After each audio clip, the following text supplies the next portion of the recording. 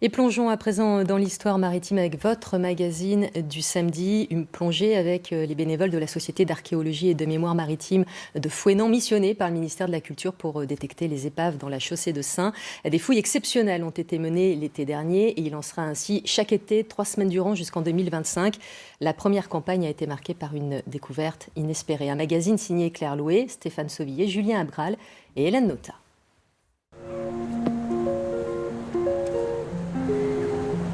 Petit paradis en mer d'Iroise, Saints fut longtemps un enfer pour les navigateurs.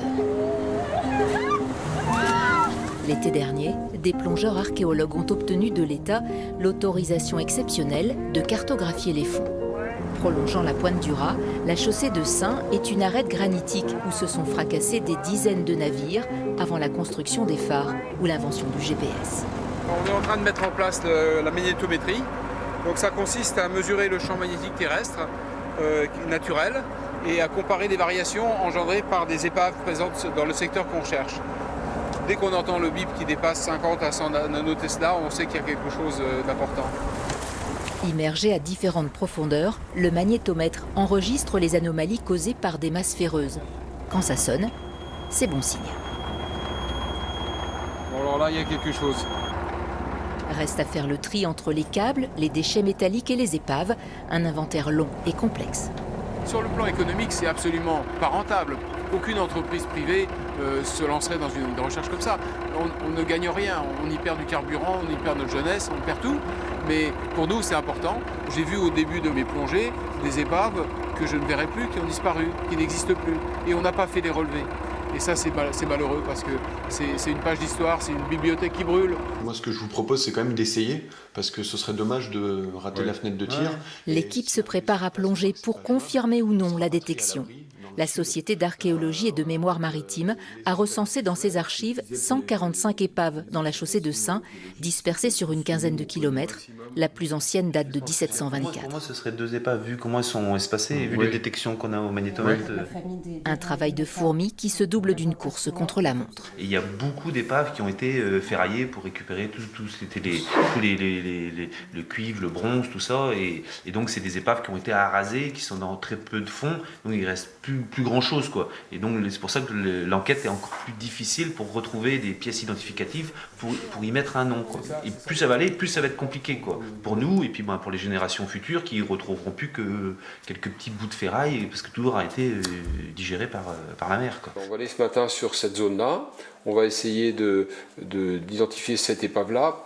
Quel type de coque, quel type de machine, quel type de chaudière, est-ce qu'on a des objets qui traînent, est-ce qu'on a une cargaison avec un déversement plus ou moins important, est-ce qu'il s'agit de minerais, est-ce qu'il s'agit de choses qui ont pu disparaître. On a trouvé 4 épaves sûres et on en a 4 qui vont tomber dans l'escarcelle dans les jours à venir. Donc trouver 8 épaves sur une mission, moi ça m'est jamais arrivé en 30 ans. Cap sur les Chats, à la pointe extrême est de l'île de Saints. Un secteur réputé dangereux en raison des courants puissants et des roches. Ce qui est stimulant, c'est de trouver des nouvelles épaves, plonger sur des épaves qui n'ont jamais été trouvées, et puis remonter le fil de l'histoire du navire aussi, de savoir comment il est arrivé là, de connaître son histoire, l'histoire du bateau et l'histoire du naufrage aussi, quoi.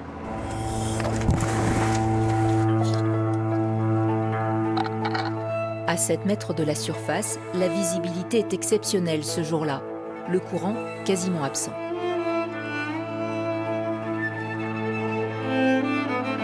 Dans la forêt de Laminaire, les plongeurs scrutent l'épave de plus de 80 mètres, traquant comme des chiens de chasse le moindre indice qui permettrait de l'identifier. Près de l'ancre, à l'avant du bateau, Julien est intrigué par quelque chose. Une plaque. Elle était dans le sable, sous un caillou. J'ai soulevé le caillou, il y avait une petite bordure qui dépassait. J'ai chassé le sable et je l'ai sortie, elle était posée à l'envers. J'ai appelé Jean-Michel pour qu'il vienne voir et qu'on la sorte tous les deux et qu'on la retourne ensemble, quoi. On a trouvé la plaque constructeur à la première plongée. C'est exceptionnel. C'est la première fois en 40 ans. C'est tout petit, il y en a une seule par bateau. C'est incroyable de la trouver. Donc on a la position du bateau, on a la plaque. Ça nous suffit, on sait ce que c'est gagné. Un bronze qui vaut de l'or pour ces passionnés d'histoire. Théoriquement, rien ne doit remonter du fond durant cette campagne de détection. Mais cette fois, l'équipe fait une entorse au règlement pour aider à la vérité. Si on la remonte pas, on la retrouve. Elle est perdue. On ne peut pas retrouver dans les laminaires, à cet endroit-là, une plaque qu'on aurait laissée au fond. Donc la seule option, c'est de la remonter. Voilà, j'ai jamais la plaque. Cette plaque, qui n'est pas celle du bateau mais du constructeur du treuil, est une pièce à conviction. Comme dans une enquête policière, les plongeurs remontent la piste. À Nantes, la Maison des Hommes et des Techniques conserve des milliers de plans et de livres sur l'histoire de la construction navale. Il s'agit du Lloyd Register, qui est l'annuaire anglais de tous les bateaux de plus de 100 tonneaux par année. Claude, l'archiviste de l'association, y retrouve le nom du Glenlivet. Le cargo anglais a fait naufrage à Saint le 8 octobre 1900 sans faire de victimes. Le Glenlivet allait de Bilbao à Whitehaven avec un chargement de minerai. Tu confirmes, c'est bien Le minerai, élément d'identification, a causé la perte du bateau. À l'époque, la navigation se fait au sextant et le fer fausse les instruments. Journaux et rapports de naufrage permettent de confirmer l'identité de l'épave, repérée parmi les 16 000 bateaux enregistrés avec persévérance depuis 40 ans dans cette banque de données. Je n'ai pas inventé rien, je suis simplement un compilateur de données. Ce qui demande de la patience, ce qui demande de la rigueur, mais pas de talent particulier spécialement. Il faut simplement être fou. Voilà. Ces plongées au cœur de l'histoire maritime exhument des bateaux, des chantiers navals, mais aussi des équipages. Chacun ici se sent investi d'un devoir de mémoire. Nous, on réhumanise un fait historique de naufrage.